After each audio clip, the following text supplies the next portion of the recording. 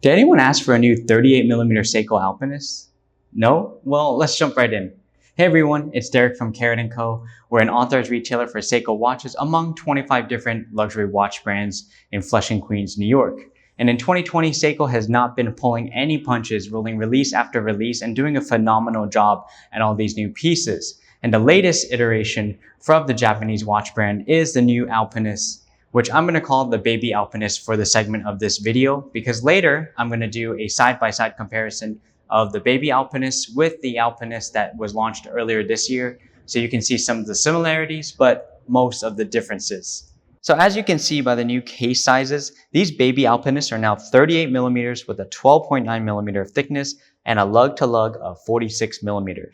It fits compactly on my 6.5 wrist size, and my sweet spot is usually between 38 to 40mm, so I'm already loving this new case size. And I already had no problem wearing the 39.5mm Alpinist versions, so these of course will fit even better for you. On top, you have a domed sapphire crystal, which gets a sweet distortion around the edge of the dial.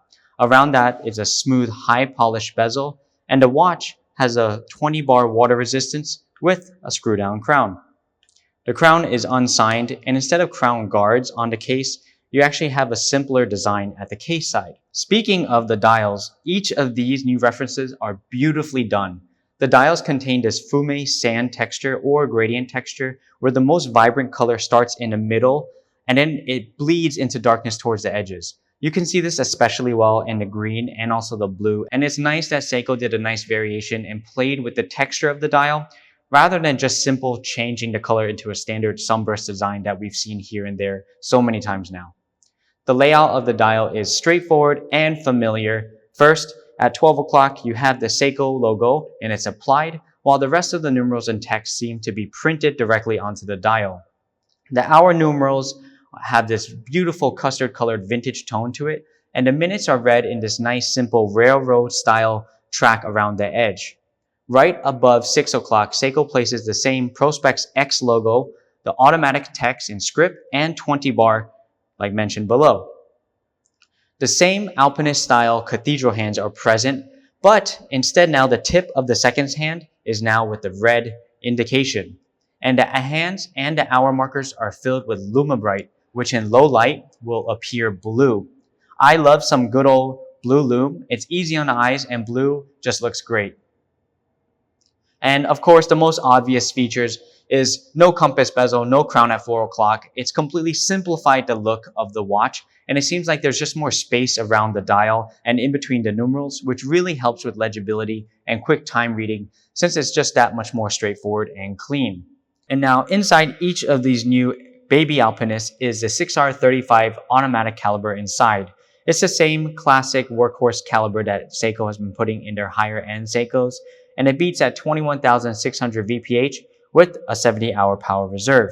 You can actually see the movement through the case back of the mineral crystal display through the back.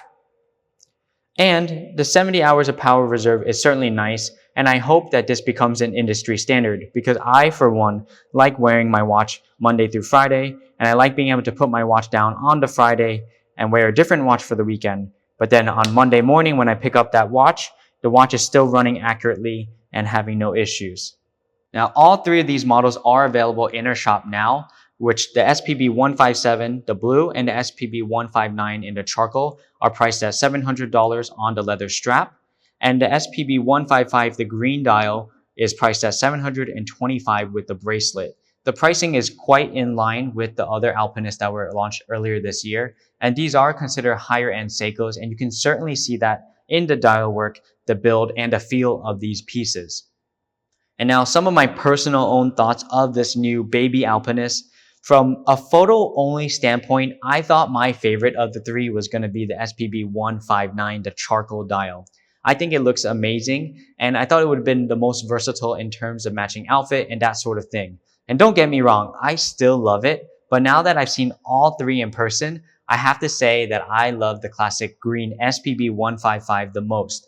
It's not just because of the bracelet, although I am a fan of it, but it's because it has the best matching contrast with the vintage style lume.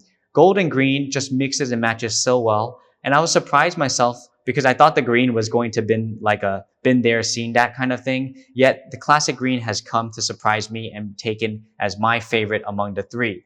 And of course, as I mentioned, I love the bracelet from the SPB155. And I think that this bracelet would also look killer on these other pieces. So I can't wait to see the other strap combinations people come out with once this are out in the open. So side by side, we have the Baby Alpinist, the SPB159 charcoal dial, and the Alpinist, the SPB119 with the Ivory Dial, which came out earlier this year.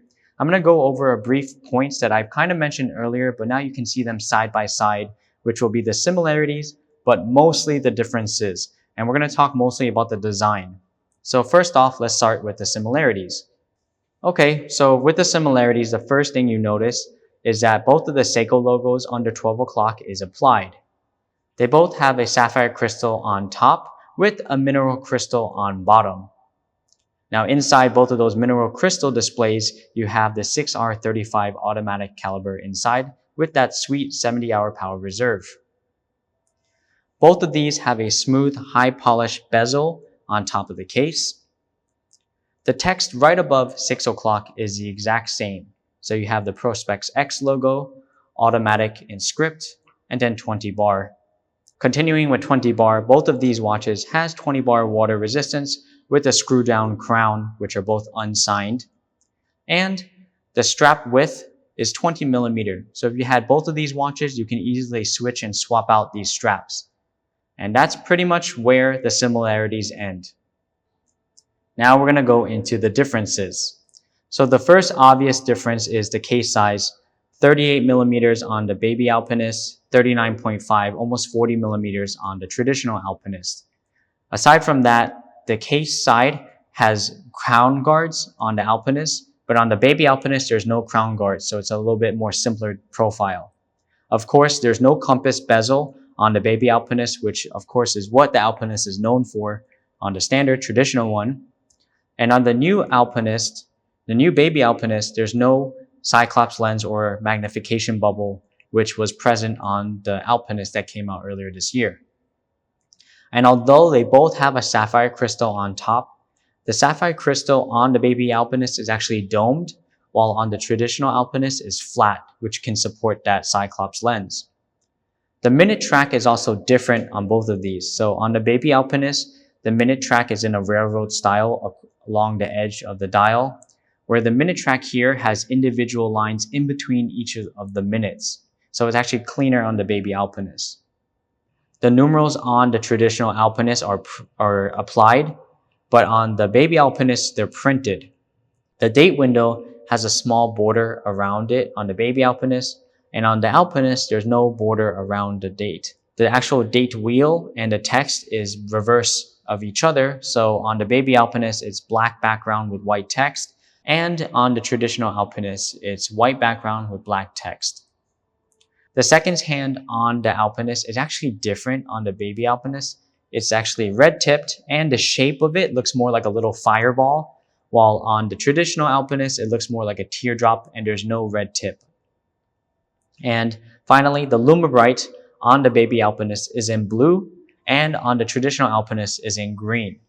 And that's pretty much all the differences, which I counted is a little bit more than the similarities. So of course they have similarities of design, but this is an entirely new watch with using some of its inspiration from the Alpinist, but maybe for someone who wants something a little bit more simple and clean. Thank you guys so much for watching. Hope you enjoyed this video showing the new Baby Alpinist and the Alpinist with the comparison. Please subscribe to our channel, like this video, and leave a comment on which one of the new Baby Alpinists is your favorite. It's been a minute, and I can't wait to see you guys soon. Bye.